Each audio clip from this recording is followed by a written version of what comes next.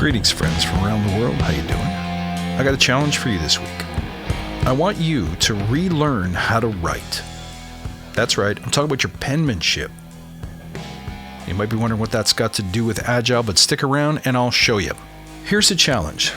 Write something out, longhand, medium speed, don't go slow, don't go fast, and take a look at your handwriting. Another option is to look at some old handwriting and see if you can even decipher it. Now, even if you have extremely neat handwriting, whether it's very poor handwriting, it doesn't really matter. I want you to look at some aspects of your handwriting and decide to change it. Maybe the way you do your lowercase r's is all messed up. Maybe the s's cause you some trouble. Maybe your e's are too loopy or not loopy enough. It doesn't matter which thing you'd like to adjust or change. I want you to upgrade your penmanship. So that means first things first, you're going to go out on the internet, find some examples of script or writing that you admire, that look good to you, that are inspiring, that you'd like to model or mimic, and then get after it. That means you got to closely examine what you see on the page in someone else's handwriting and try to mirror it. And that's going to take practice. Now, why do I want you to do this?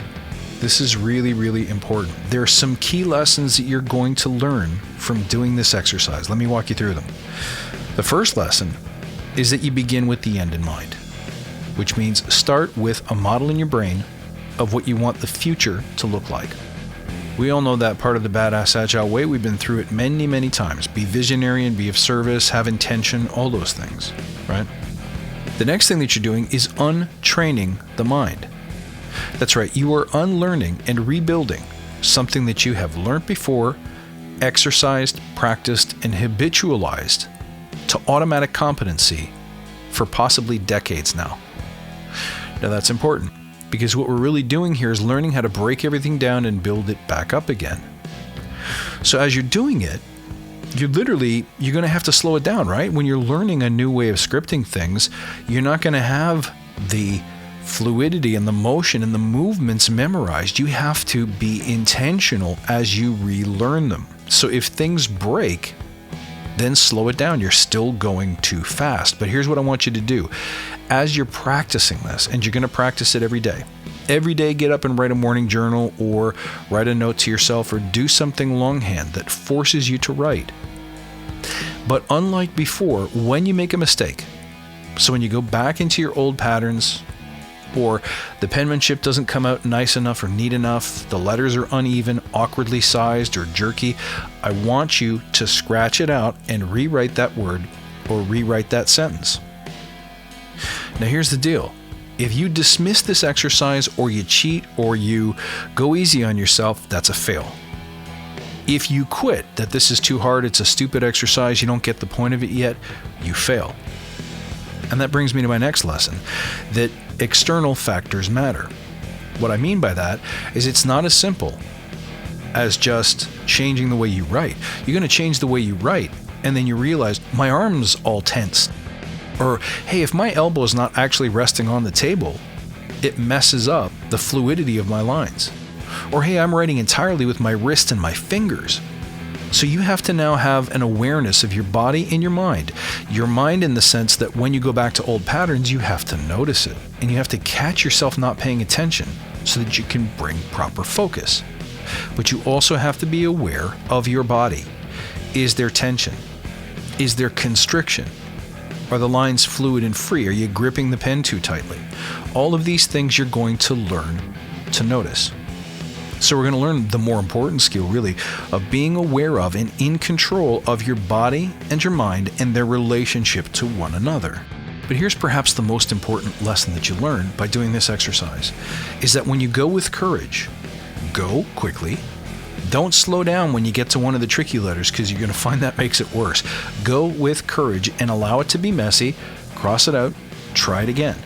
But if you go slowly and with trepidation, notice that it looks forced and it won't look good. So good luck with it. I want you to try it. There's two major benefits here. One is that you'll have really nice penmanship by the time we're done. But that's not the point of the exercise, is it? No. The point of the exercise is this. We chide and blame and make fun of executives and managers who quote unquote don't get it, who won't change their mindset, who are stuck in the old ways of doing things. But come on now, you've done it too.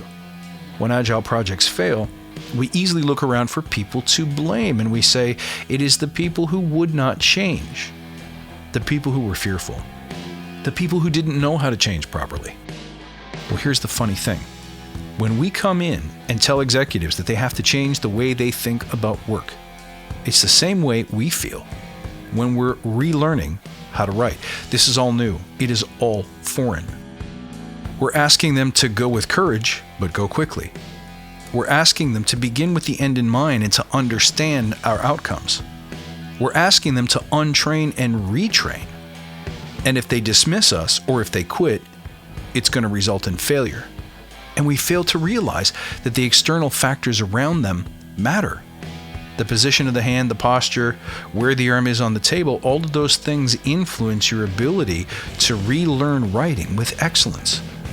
Well, how do you think an executive feels when they're being asked to make all of these changes and they're experiencing the same things but with much higher stakes? See, here's the deal. We talk a good game about empathy in our business. But for 99% of us, empathy simply means going easy on people when their circumstances, their fears, or their wants are barriers to performance.